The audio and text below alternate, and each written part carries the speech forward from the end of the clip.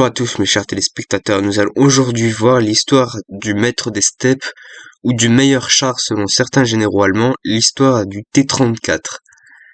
Vous êtes prêts? C'est parti, générique.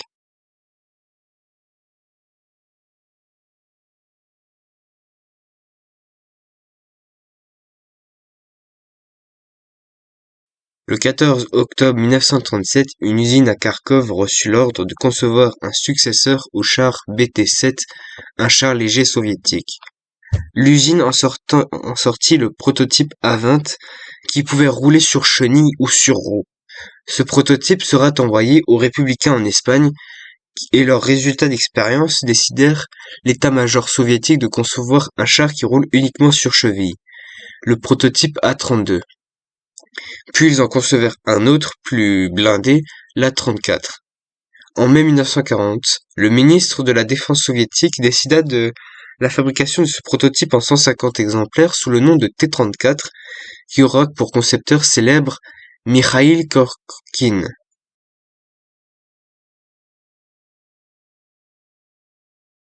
Ce char pouvait accueillir 4 personnes, mesurait 6 mètres de long, 3 mètres de large et 2,5 de haut.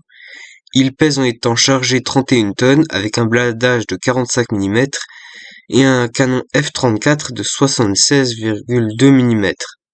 Il était aussi équipé de 2 mitrailleuses d'été de 7,62 mm. Il pouvait rouler sur route à 55 km/h et il avait une autonomie de 250 km. Son moteur diesel est un alliage d'aluminium, il a des chenilles larges et des plaques de blindage inclinées sur tout le pourtour, ce qui est une innovation pour l'époque. Mais il souffre aussi de faiblesses telles une fiabilité technique douteuse, pas de transmission d'ordre, ce qui rend son utilisation assez primaire et provoque des pertes assez nombreuses.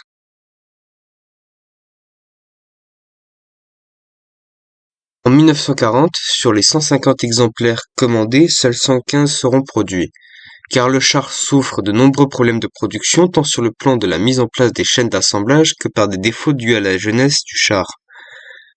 Mais dans l'année 1941, le char sera produit à 2800 exemplaires, même si au vu des pertes face à l'armée allemande, ce sera insuffisant.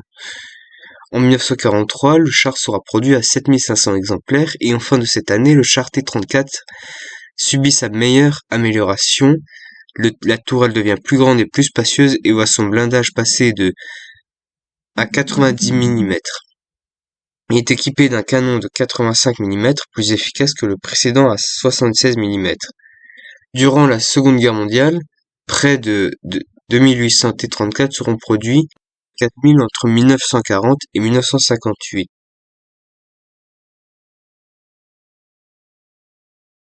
Début de l'opération Barbarossa, les soviétiques disposaient à peu près d'1 million de chars T-34. L'armée allemande ne connaît quasiment pas l'existence de ce char. Ils sont bien supérieurs aux Panzer allemands mais souffrent d'un défaut majeur qui est le manque de formation de leur équipage. Un autre problème étant que ces chars étaient peu nombreux dispersés. De plus, ils ne pouvaient pas communiquer entre eux, ce qui empêchait les attaques coordonnées et efficaces. La bataille de Moscou en 1941 sera remportée par des chars BT et non pas par des chars T-34. C'est durant l'hiver 1942-1943 que ce char sera utilisé en masse pendant les grandes attaques de l'URSS, mais il est moins efficace que les nouveaux chars Panzer de l'armée allemande. Ce sera le char T-34-85 qui détonnera les Panzer. Ce char jouera un rôle clé durant la Seconde Guerre mondiale, étant utilisé en masse durant les assauts soviétiques, mais pas seulement. Après la Seconde Guerre mondiale, le char sera encore utilisé durant la guerre en Yougoslavie, la guerre à Cuba, et ainsi de suite. La vidéo est maintenant terminée. Si vous l'avez appréciée, laissez un like, abonnez-vous, et moi je vous dis à la prochaine dans une nouvelle vidéo.